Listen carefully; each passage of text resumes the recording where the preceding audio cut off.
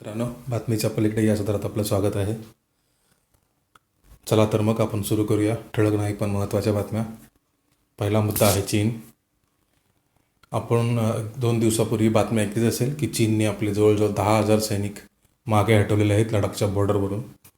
परंतु भारतातर्फे अशी अजून कोणतीही कारवाई करण्यात आलेली नाही.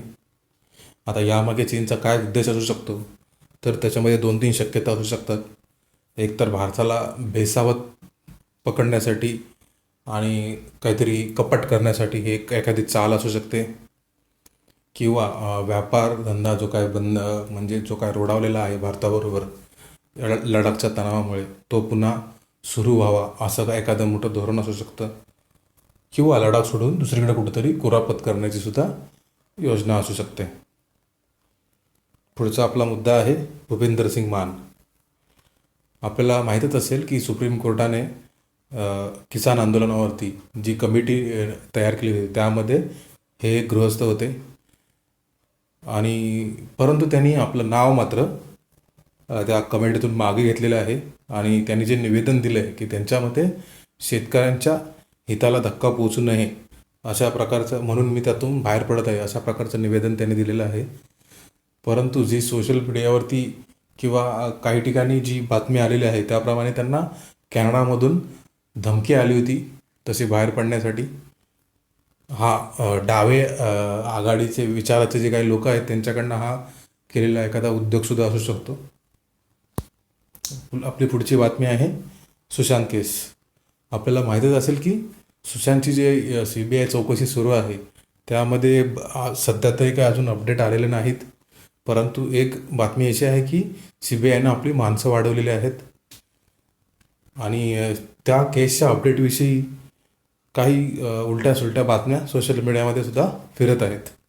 त्याच्यामुळे येणाऱ्या काळामध्ये एखादी मोठी धाड बसू शकते किंवा एखादी कारवाई होऊ शकते CBI तर्फे, असा एकंदरीत अंदाज आहे. आणि आपली पुढची बातमी आहे किसान आंदोलन. आपल्याला माहीतच आहे की सर्वोच्च न्यायालयाने स्थगिती दिलेली आहे कायद्यांना, तिन्ही कृषी कायद्यांना. तरीसुद्धा शेतकऱ्यांचं आंदोलन सुरू आहे, आणि आता सध्या विरोधी पक्ष जो आहे त्यांच्यासुद्धा हालचाली वाढलेल्या आहेत किसान आंदोलनाविषयी. त्यामुळे आता घटनाचक्र आता जोरात फिरत आहे. आणि एकंदरीत जर आपण ट्रॅक्टर किंवा त्यांनी जे काय आजूबाजूला असे सामान जमवलं आहे त्यावरून असं वाटतं की एखादं जो मोठं आंदोलन, अजूनच उग्र आंदोलन करण्याचा त्यांचा डाव आहे.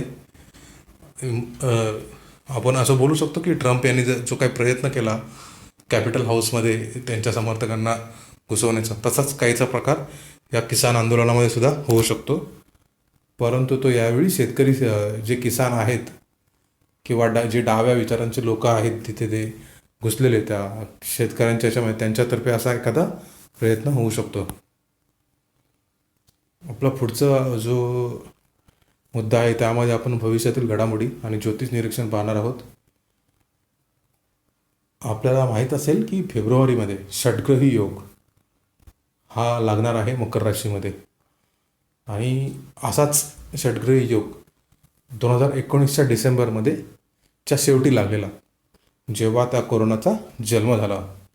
त्याच्यामुळे एकंदरीत ज्योतिषांच्या मते हे काय चांगल्या घटना नाहीत, आणि कोरोनासारखी एखादी पुनरावृत्ती होऊ शकते. किंवा ज्योतिषांचं असं म्हणणं आहे की तशाच प्रकारची किंवा दुसरी घटना जी जगावर छाप सोडेल अशी घटना होऊ शकते फेब्रुवारीमध्ये. भारतासाठी हा योग खराब आहे, परंतु एकंदरीत भारत या सर्व परिस्थितीमधून लवकरच बाहेर पडेल. आणि आता आपला शेवटचा मुद्दा आहे शेअर बाजार. शेअर बाजार आज हलताच राहणार आहे. खरेदीपासून शक्यतो लांबच राहावं. परंतु आज मात्र बँकिंग सेक्टरला पण मंदी असण्याची जोरदार शक्यता आहे, आणि जवळजवळ मार्केट डाऊनच असेल असं ग्रहस्थिती सांगते. तर मित्रांनो, आज आपण इथेच थांबू. आमचं शेअर बाजारात इन्व्हेस्टमेंट करताना आमचं डिस्क्लेमर नक्की वाचा. तुमच्या प्रतिक्रिया किंवा सूचना नक्की कमेंट बॉक्समध्ये टाका, आणि हा व्हिडिओ जर तुम्हाला आवडला तर जास्तीत जास्त शेअर करा. धन्यवाद.